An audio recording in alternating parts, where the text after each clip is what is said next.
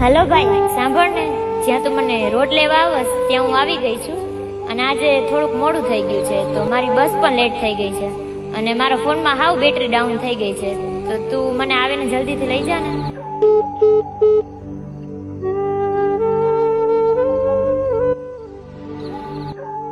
છોકરી જોરદાર ઉભી જો ભાઈ. ઓ મેડમ, ઘરે મૂકી જાઓ. ને ભાઈ એક વાત પૂછું, ખરેખર એને હા પાડી હોય તો તું શું ઘરે મૂકવા જાય?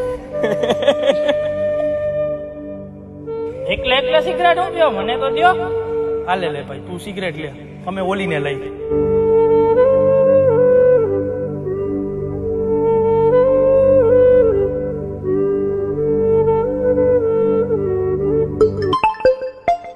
ઉભા રહ્યો, કોઈ કાંઈ બોલજો નહીં, મારી બેનનો ફોન આવે છે. હો હલો ભાઈ, હું રેલવે સ્ટેશને આવી ગઈ છું. અહીંયા બહુ જ અંધારું છે, 3-4 છોકરા મારી મસ્તી કરે છે. તું જલ્દી આવી જા ને અહીંયા.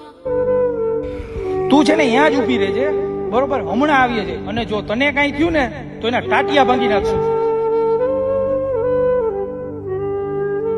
ઉભા રહ્યો. ઓ બેન, સોરી હો.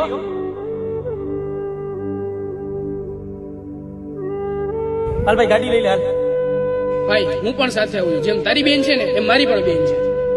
એમ ઈ પણ કોકની બેન છે.